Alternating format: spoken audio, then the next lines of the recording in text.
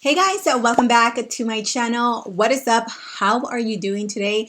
Welcome to Makeup Monday. Today's video is going to be another look using another Juvia's Place palette. If you guys remember, a few weeks, maybe a month ago, I placed an order to Ulta because they had a whole bunch of Juvia's Place palettes on sale, and that's when I knew I had to snatch them up because usually they're a little bit on the pricey side. So today we are going to be playing around with the Berries by Juvia's, which is this baby girl right here. Like, this palette is just beautiful. This is a look that I created, and I literally just use only this palette with exception of the inner corner highlight, which you guys will see later on in the video. But yeah, I am really excited for you guys to see how this look turned out. It's pretty easy. It's like your typical cut crease look with darks and pinks and berries, and I'm just in love with this palette. I hope you guys enjoy it. Today is Sunday, which is Mother's Day, but you guys won't see this video until Monday the 11th. So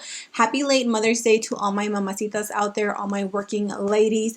I hope you guys had an amazing Mother's Day, and I hope you guys got everything you wished for. So with that said, grab your brushes, grab your palettes, and let's get glam. To save some extra time, I went ahead and primed the lids. I used the Stay Assurance Aqua Concealer by J-Cat Beauty. This is in the shade Banana, which is a very yellow and light color. I like to use light bases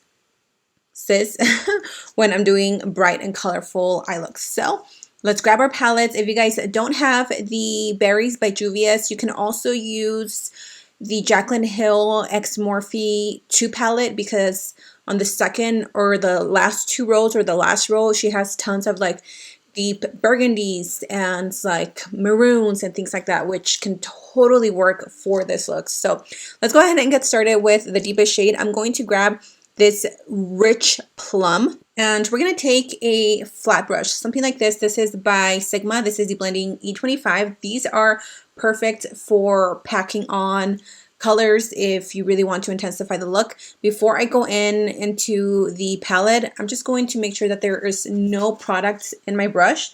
I'm going to use my Veramona X Sephora little color switch. I like to pack on the color on one side of the brush, just like that, and then I'm going to start laying this down. But before I do that, I'm going to make sure that I blend out these little creases, because I do have a lot of like little wrinkles, little arruguitas in my eyes, and you don't want to set that because then throughout the day your shadow will crease. I'm going to go ahead and lay that down. I'm going to go into like a C motion for this eye look. Not motion, but I'm going to do like a curvature, if that makes sense.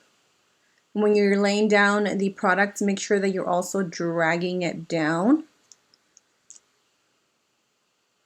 Don't worry too much about getting this color all over the lid, because we are going to go in and cut the crease later on, and so that's going to pretty much erase all this.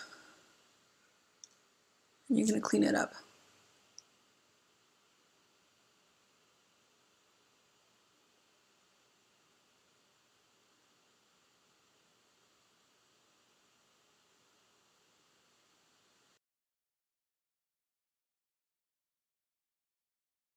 Cool. Now that we have that nice shape going on, I am picking up a very small detailed brush. I'm pretty sure you guys know which one I'm going to use.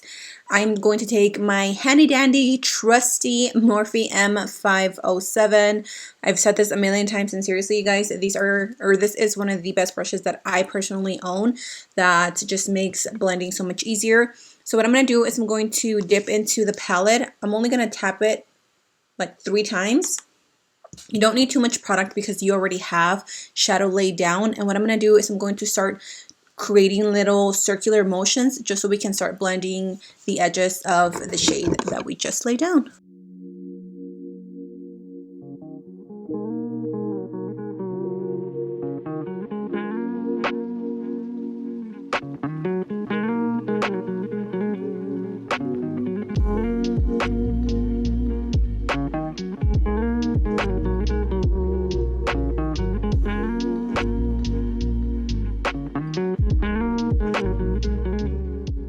I'm going to take the brush again, and I'm just going to clean it. Make sure you clean it as thoroughly as you can, because we are going to dip into a new shade. Now, if you guys see, it's like completely clean. There's no product, which is why I love this color switch so much. Now we're going to move on to our second shade, which is going to be this.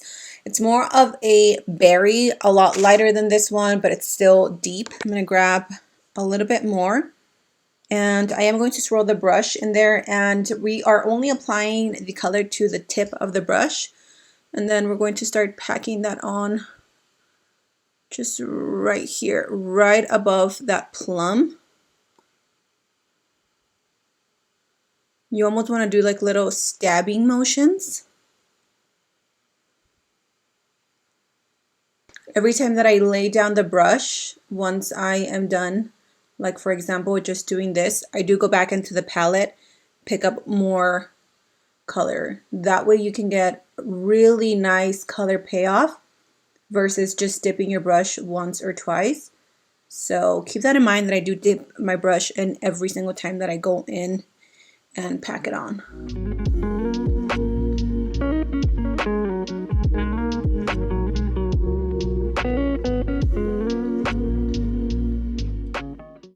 Okay, now that we look crazy, I'm going to go back with a brush, clean it off, just dust off that product, and you don't have to like worry about getting it super clean.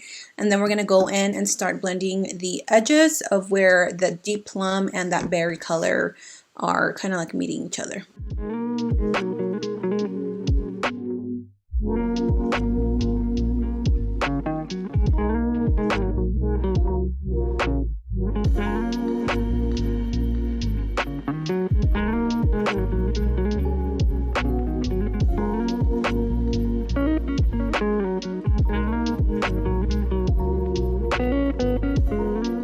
Okay, so now we're picking up a clean little blending brush. This is also by Morphe M514. And I'm going to take the lightest shade in the entire palette, which is this gorgeous baby pink. And this is what's going to help us like diffuse all the shades. And I'm going to lay this at the very, very, very top. I'm going to take a little bit of the hot pink, dipping it with the Morphe M514. This one does have a little bit of sparkle, and I'm just going to wedge that right here in between the dark plum and then that like deep berry shade, just to give a little extra oomph, a little extra depth.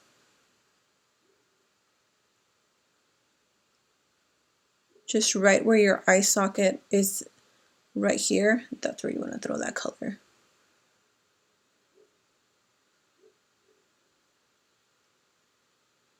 The very last step I'm going to do, and this is just reinforcing the colors. This is when your work will pay off, because your blending is pretty much done. Now we're just going to go back and reinforce the saturation.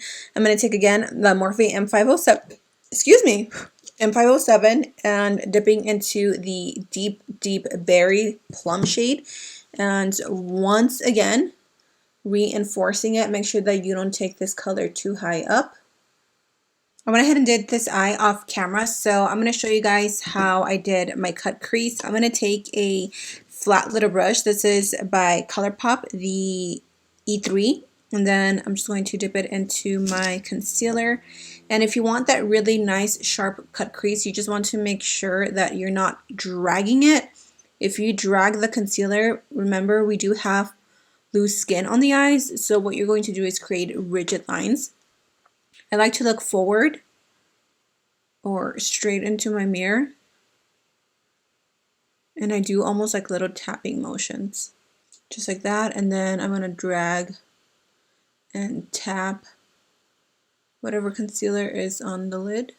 What I'm going to do is I'm going to take a mix of both of these shades. I'm first going to go in with this one, and then this one. This one is going to go into the inner third of the eye, stopping about halfway, and then this is going to go pretty much at the edge.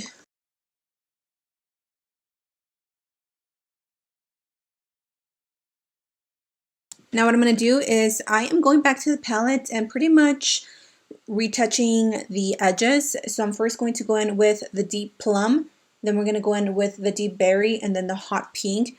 just to create this like outer smokiness that we have going on here. Now for the inner corner, I don't want to use any of the shadows that we have because obviously they're very dark. So what I'm going to do is I'm going to use the BH Cosmetics Diamond Dazzler loose foil pigment in the shade Brilliant. If you guys missed my, what was it, the testing out hot new makeup drugstore makeup video that I posted on Friday, I will have it linked so you guys can watch it. I raved about these Diamond Dazzlers, and with all good reasons. These are so bomb, you guys. So I'm going to take that into the inner corner because I personally really like a popping inner corner highlight. If you don't like that, obviously skip this or just leave it bare. You can also use a matte white eyeshadow, but I just personally like to be sparkly in the middle. So I'm going to take the deep berry shade and I'm going to throw that into the lash line down on by the waterline. And then I'm going to take the hot pink